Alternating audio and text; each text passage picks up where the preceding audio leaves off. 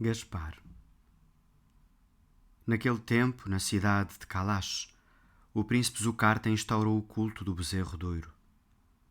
A estátua poisava nas multidões submissas os seus olhos espantados, muito abertos, pintados de branco e de preto. No fundo das suas pupilas aflorava quase uma interrogação, como se a extensão do seu poder o surpreendesse. Era um jovem bezerro de pequenos cornos torcidos e pernas musculosas, de testa obtusa, curta e franzida. As suas 4 patas, firmemente poisadas na terra, davam uma grande impressão de firmeza e estabilidade que tranquilizava o coração dos seus fiéis. E em todo o seu corpo brilhava o ouro compacto, duro, pesado, faiscante. Em frente do ídolo, as mulheres curvadas sacudiam sobre o mármore claro dos degraus os sombrios cabelos quase azuis. Dos confins do deserto, dos longínquos oásis, das aldeias perdidas, chegavam homens que depunham em frente do altar a sua oferta. Vinham oferecer ouro ao ouro. E os homens bons de Kalash, juízes e chefes guerreiros, desfilavam reverentes em frente do bezerro. Atrás deles vinham os comerciantes, os vendedores, os oleiros, os tecelões. Beijavam os degraus do altar e depunham no chão a sua oferta. Traziam ouro ao ouro. Até os sacerdotes da lua e os seus fiéis e acólitos se prostravam, de joelhos, com a cabeça tocando o solo, em frente do ídolo novo de Kalash. Zucarta olhava todas estas coisas com grande alegria, pois o culto do ouro era o fundamento do seu poder. Raros eram aqueles que não acorriam ao templo, cada vez mais raros. Os muito pobres, os muito envergonhados, os muito humilhados, não ousavam apresentar-se. Eles eram como uma raça à parte, pois a pobreza era olhada como o estigma que marcava aqueles que o bezerro não amava. No fundo das suas almas tão humilhadas, que mal ousavam pensar o seu próprio pensamento, os muito pobres, os muito envergonhados, esperavam outro Deus. Eles e Gaspar. Uma delegação de homens importantes veio ao palácio de Gaspar e disseram: Por que não te apresentas no templo do bezerro? Por acaso te falta ouro para a oferta? Que tens tudo comum com a ralé das docas? Não estás por acaso vestido de púrpura e de linho como um rei? Porque desafias o poder de Zucarta, serás um traidor? No culto do bezerro está a prosperidade e a grandeza de Kalash. Estarás vendido aos nossos inimigos? Gaspar respondeu: Não posso adorar o poder dos ídolos. O meu Deus é outro, e creio no seu advento que a terra e o céu me anunciam. Ouvindo esta resposta, os chefes das tribos e os homens bons de Kalash disseram: Separamo-nos de ti, porque te separaste de nós e renegaste os nossos caminhos. Não terás mais parte nas nossas assembleias, nem serás mais ouvido nos nossos conselhos, nem partilharás dos nossos festejos e banquetes. E também não terás lugar na nossa força. Os soldados não protegerão a tua casa nem as tuas caravanas, e serás presa fácil dos bandidos. Não receberás a proteção das nossas leis, e os nossos juízes julgarão em sentença contra ti, e a tua razão será como um punhado de cinza. Como agente da ralé, não terás nem proteção, nem defesa, enquanto não te curvares perante o altar do bezerro para adorar os ídolos que nós adoramos. E Gaspar respondeu: O meu Deus é em mim como uma fonte que não para de correr, e é em meu redor como o muro de uma fortaleza. Então os notáveis de Kalash sacudiram a poeira dos seus sapatos e saíram do palácio. Depois desse dia, muitas calamidades se abateram sobre Gaspar. Os bandidos assaltaram as suas caravanas e os ladrões saquearam os seus palmares. Mãos misteriosas apedrejavam de noite a sua casa e na água das suas cisternas apareciam frutos podres e aves mortas a boiar. E começou o tempo da solidão. Nos frescos pátios do palácio não penetraram mais os visitantes, e a água correndo nos tanques deixou de acompanhar o leve rumor das conversas. Os parentes e os amigos desapareceram, como que devorados pela penumbra, e todas as coisas pareciam envolvidas em escândalo e terror. Porém, o tempo crescia, e Gaspar escutava o crescer do tempo. A solidão criava em seu redor um transparente espaço de limpidez, onde os instantes avançavam um por um, e o universo inteiro parecia atento. O silêncio era como a mesma palavra inumeravelmente repetida. E debruçado sobre o tempo, Gaspar pensava: que pode crescer dentro do tempo, senão a justiça? Ajoelhado no terraço, Gaspar olhava o céu da noite. Olhava a alta e vasta abóbada noturna, escura e luminosa, que simultaneamente mostrava e escondia. E disse: Senhor, como estás longe e oculto e presente. Ouço apenas o ressoar do teu silêncio que avança para mim, e a minha vida apenas toca a franja límpida da tua ausência. Fito a meu redor a solenidade das coisas, como quem tenta decifrar uma escrita difícil. Mas és tu que me lês e me conheces. Faz que nada do meu ser se esconda. Chama à tua claridade a totalidade do meu ser, para que o meu pensamento se torne transparente e possa escutar a palavra que desde sempre me dizes. Primeiro pareceu a Gaspar que a estrela era uma palavra de repente dita na muda atenção do céu. Mas depois o seu olhar habituou-se ao novo brilho e ele viu que era uma estrela, uma nova estrela, semelhante às outras, mas um pouco mais próxima e mais clara, e que muito devagar deslizava para o ocidente. E foi para seguir essa estrela que Gaspar abandonou o seu palácio. Melchior. A placa de barro tinha passado de geração em geração, de idade em idade, de mão em mão. Nela estava escrito que ao mundo seria enviado um Redentor e que uma estrela se ergueria no Oriente para guiar aqueles que buscavam o seu reino. A placa era um pequeno retângulo de argila, enegrecido pelo tempo, de aspecto frágil, pobre e gasto. Era um prodígio que tivesse atravessado, sem se perder, tantos séculos de ruínas e opulências, saques, incêndios e guerras. Era um prodígio que tivesse podido atravessar sem se perder a ambição, a violência, a agitação e a indiferença dos homens. Estava ali, no palácio, alinhada ao lado de milhares de placas que enumeravam vitórias, batalhas, massacres e riquezas. Os seus caracteres estavam semi-apagados pelo tempo, e a sua escrita era tão antiga que se tornava difícil decifrá-la com exato rigor. Muitas leituras eram possíveis. Por isso, o rei Melchior convocou 3 assembleias de sábios, para que juntos averiguassem qual era a justa interpretação daquele texto antiquíssimo. Primeiro vieram os historiadores, aqueles que tinham aprendido toda a ciência das bibliotecas e que conheciam até ao menor detalhe a escrita, a linguagem, os usos, os costumes, os anais e os códigos dos tempos idos. A Assembleia reuniu-se durante um mês no Palácio do Rei. Era o meio do verão e o calor poisava pesadamente sobre os terraços cegos de sol. Nos jardins, as palmeiras roçavam umas nas outras com um rumor metálico, as suas folhas afiadas e duras como serras. Ao cair das tardes, os sábios sentavam-se em círculo no pátio interior do palácio. Melchior presidia.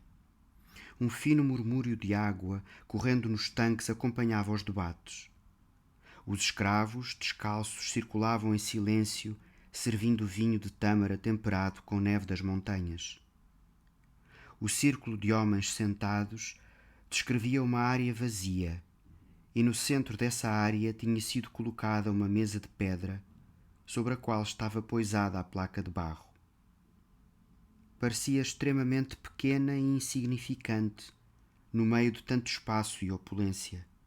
Parecia um detrito das eras antigas que ali tinha sido abandonado pelo tempo. Durante longos debates, durante 30 dias, os sábios estudaram e examinaram meticulosamente cada linha dos caracteres antiquíssimos.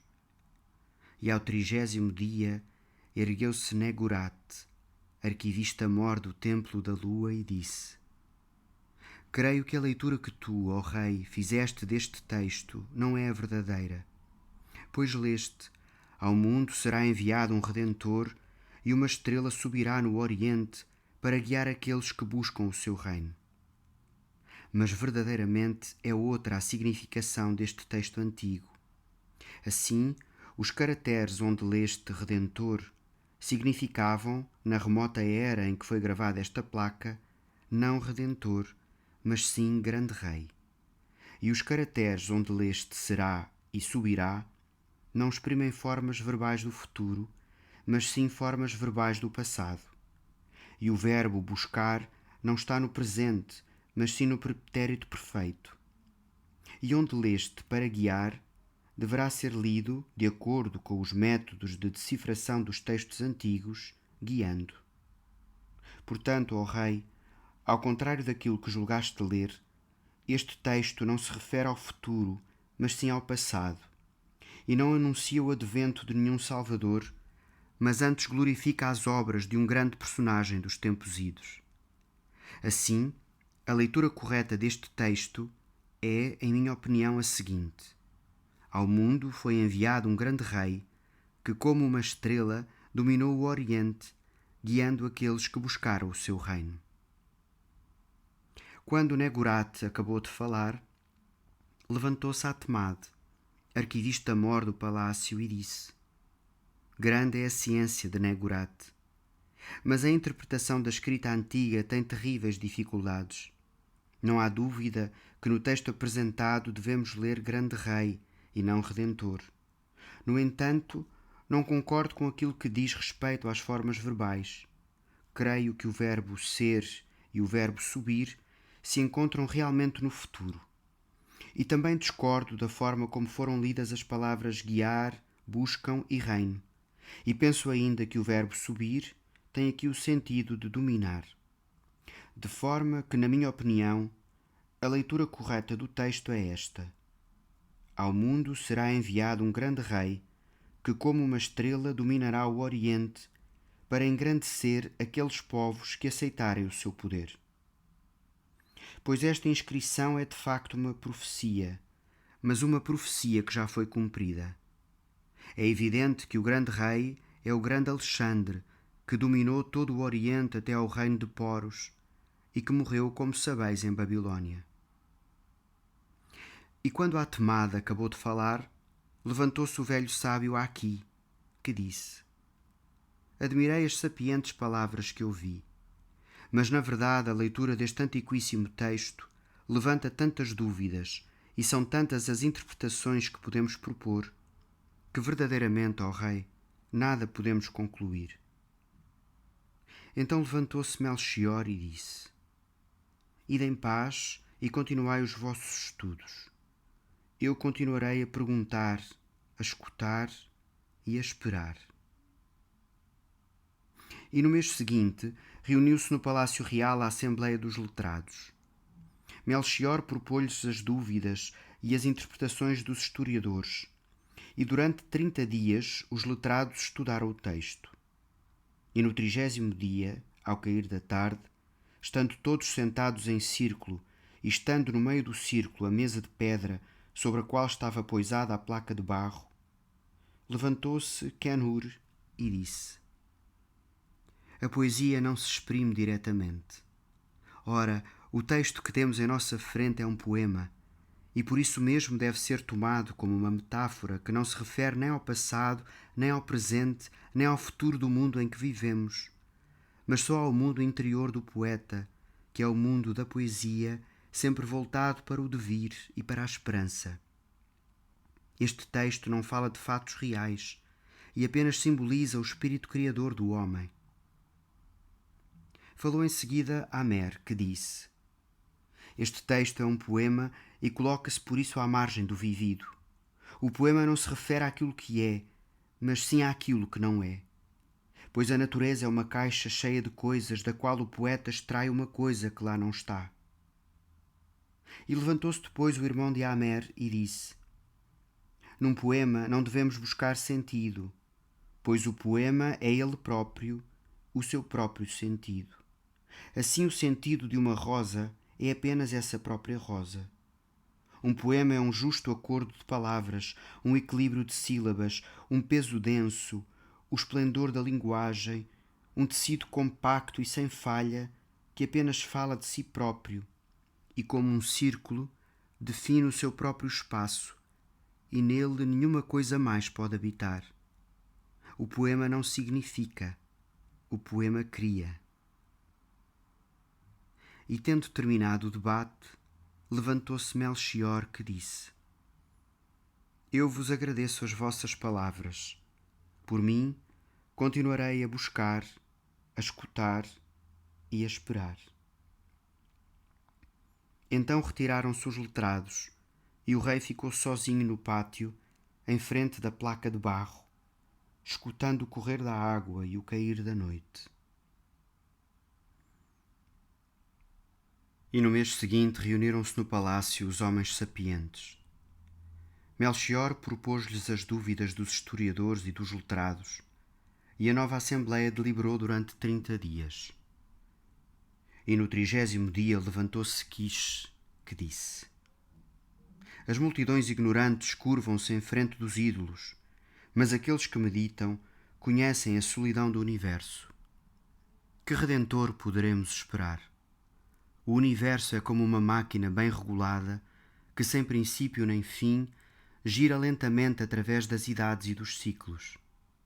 Nas constelações e nas luas, nos triângulos e nos círculos, encontrarás as leis dos números que se cumprem e se cumprirão inexoravelmente. Que redenção poderemos esperar? E falou depois Maro, que disse: os deuses que existiram extinguiram-se há muito, e aquilo que adoramos é apenas a cinza do divino. Qual é, na idade em que vivemos, o homem que viu um anjo? Onde está aquele que ouviu, com os seus ouvidos de carne, a palavra de Ísis ou de Assur? Vivemos num tempo de viuvez e todas as coisas se tornaram cegas e surdas. Num mundo de injustiça e de desordem, tentamos sobreviver como animais perseguidos. Quebrou-se o laço que nos ligava ao universo atento. Podemos bater com os punhos na terra, podemos implorar com a cabeça tocando a poeira. Ninguém responderá. Cegou o olhar que nos via e o ouvido que nos escutava secou. Tudo nos é alheio como um lugar que não nos reconhece. E o brilho dos astros impassíveis cintila sobre a nossa tristeza. Quem pode esperar que uma estrela se mova? Falou em seguida Thoth e disse: nascemos para morrer. Toda a nossa esperança se resolverá em cinza. Onde está o homem que não morreu? O próprio Alexandre, filho de Amon, que estabeleceu o seu império desde o Egito até ao reino de Poros, morreu miseravelmente nos palácios da Babilônia. E, no entanto, a sua radiosa juventude parecia mostrar a natureza de um deus, e era tão grande a sua perfeição que ninguém a podia julgar mortal. Quem poderia acreditar que morresse o seu corpo equilibrado e liso como uma coluna, a sua inteligência aguda e limpa como o sol, o seu olhar direito que simplificava todas as coisas, o seu rosto brilhante como um estandarte e a sua alegria invencível? Alexandre, príncipe da Macedónia, filho de Amon, maravilhamento dos povos, conduziu o destino do homem a seus últimos limites, de tal forma que neles todos julgaram que a natureza humana tinha conquistado o divino. Mas Alexandre morreu no 33º ano da sua vida, no cimo da sua força e da sua glória, em pleno esplendor da sua juventude. E assim os deuses nos disseram que o homem não pode ultrapassar o seu destino e que o seu destino é um destino para a morte. Por isso, ó Rei, que poderemos esperar? Nada pode modificar a condição do homem, e nesta condição não há lugar para a esperança. Quando os pensadores se retiraram, Melchior levantou-se do trono e avançou até à mesa de pedra. Entre as grandes colunas que rodeavam o pátio, a placa de argila parecia extraordinariamente frágil e pequena. Mas o rei tocou com a sua fronte as letras quase apagadas. Nessa noite, depois da lua ter desaparecido atrás das montanhas, Melchior subiu ao terraço e viu que havia no céu, a oriente, uma nova estrela. A cidade dormia, escura e silenciosa, enrolada em ruelas e confusas escadas. Na grande avenida dos templos já ninguém caminhava. Só de longe em longe se ouvia, vindo das muralhas, o grito de ronda dos soldados. E sobre o mundo do sono, sobre a sombra intrincada dos sonhos, onde os homens se perdiam tateando como num labirinto espesso, úmido e movediço, a estrela acendia, jovem, trêmula e deslumbrada, a sua alegria. E Melchior deixou o seu palácio nessa noite. Baltazar. O rei Baltazar amava a frescura dos jardins e sorria ao ver na água clara dos tanques o reflexo da sua cara cor de ébano. E amava a alegria, o rumor e a abundância dos banquetes, e muitas vezes as suas festas duravam até ao romper do dia. Porém, certa madrugada, depois de se terem retirado todos os convivas, o rei ficou na grande sala, sozinho com um jovem escravo que tocava flauta. E pareceu-lhe que a melodia desenhava no ar o contorno de um espaço vazio. Então o seu coração ficou pesado de tristeza e Baltazar pensou: será possível que um dia eu me retire da vida como um conviva saciado que se retira de um banquete? Ou terei sempre a mesma sede, a mesma fome, o mesmo desejo dos momentos e dos dias? E tendo pensado isto, atravessou a porta da sala e saiu para o jardim. Cá fora, na luz indecisa da antemanhã, o jardim parecia suspenso. A bruma confundia o desenho claro dos tanques e diluía no ar o contorno das ramagens. Baltazar caminhou longamente entre flores e palmeiras até romper o sol. E quando já era dia, chegou a um pequeno terraço que ficava no extremo do jardim. Debruçou-se no parapeito e viu do outro lado da rua estreita um homem jovem encostado a uma parede que o olhava. Baltazar ficou imóvel, como se o rosto do outro lhe tivesse batido na cara, ou como se o rosto do outro de repente fosse o seu rosto, ou como se pela primeira vez na sua vida tivesse visto a cara de outro homem. O que naquele rosto mais o surpreendia era a nudez, a evidência nua. Era como se naquele rosto o cerimonial da vida tivesse retirado a sua máscara e a realidade mostrasse, sem nenhum véu, o abandono, a dor consciente, a condição do homem. Era um rosto de homem jovem e magro, onde os ossos desenhavam, sem nenhum equívoco, o ideograma da fome. A tristeza subia da mais profunda morada da memória e aflorava inteira à tona das pupilas. A paciência, como uma leve cinza, poisava na testa, sobre os beiços, sobre os ombros. E havia nessa paciência uma doçura tal que Baltazar sentiu de súbito uma vontade aguda de chorar e de se prostrar com a sua própria cara encostada à terra. e perguntou: Tu quem és? Tenho fome, murmurou o homem. Entra, disse Baltazar. Vou mandar que te sirvam os melhores frutos, as melhores carnes, os melhores vinhos. Vou mandar que lavem os teus pés com água perfumada numa bacia de ouro. Vou mandar que te vistam de púrpura.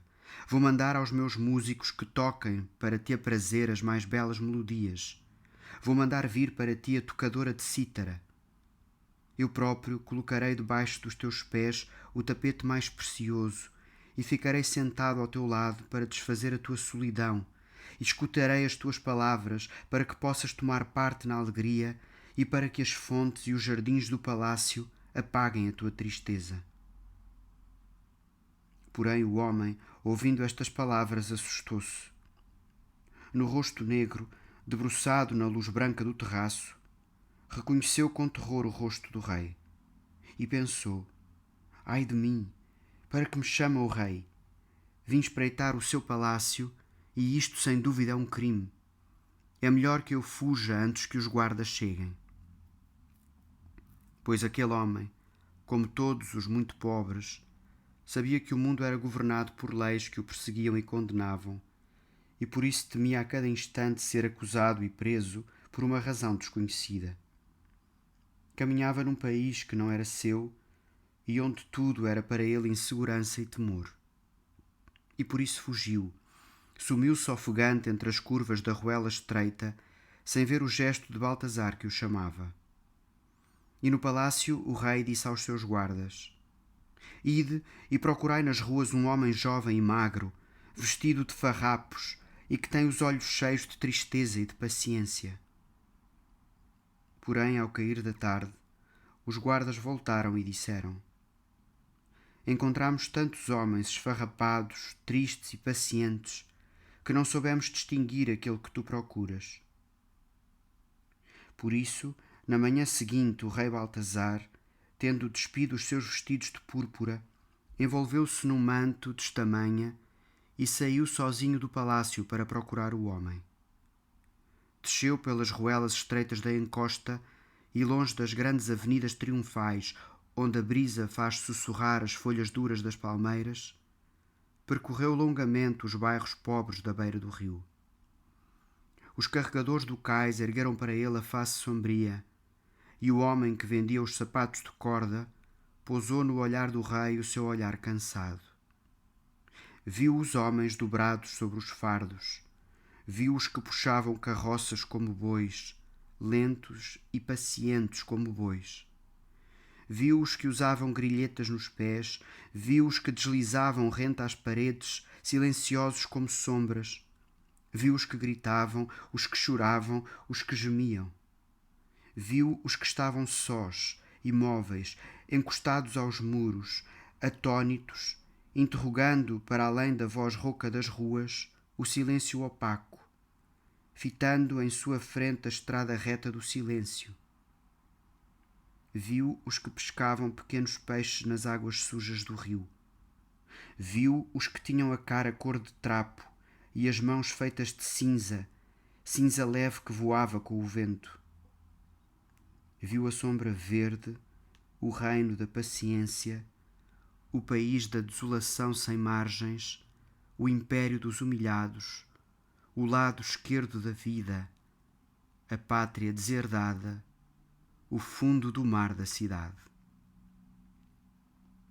E no dia seguinte, o rei reuniu os seus ministros e disse-lhes: Mandai distribuir os meus tesouros e mandai distribuir as reservas acumuladas nos armazéns e nos celeiros, e reparti tudo entre os esfomeados e os pedintes. Tendo ouvido isto, os ministros retiraram-se para deliberar.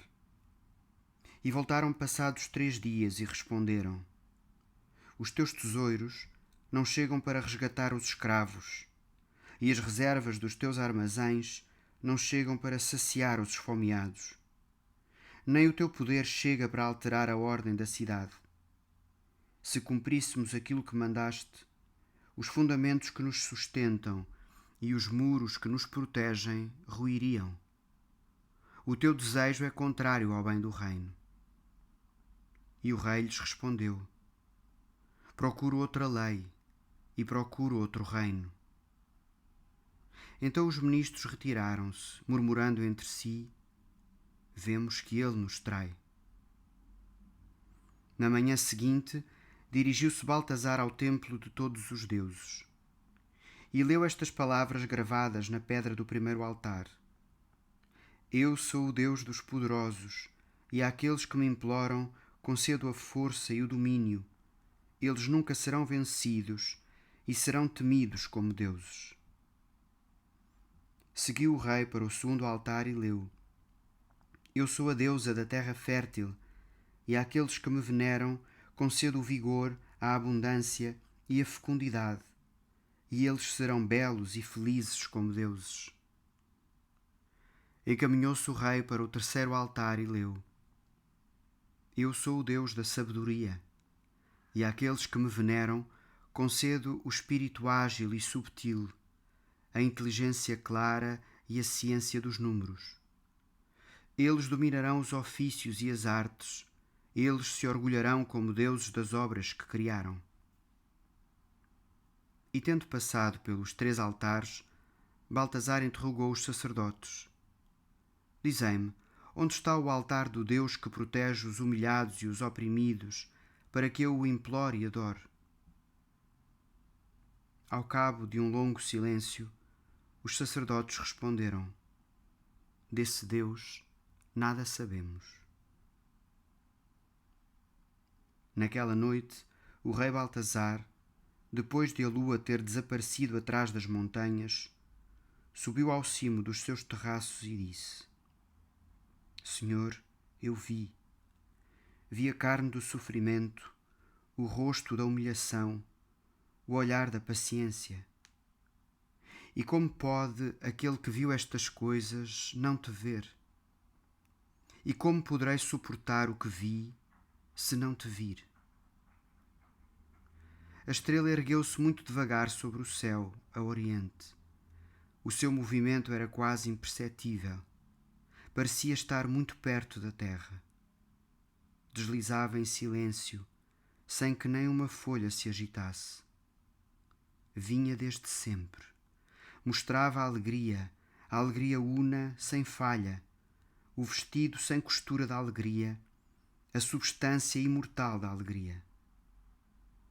E Baltasar reconheceu-a logo, porque ela não podia ser de outra maneira.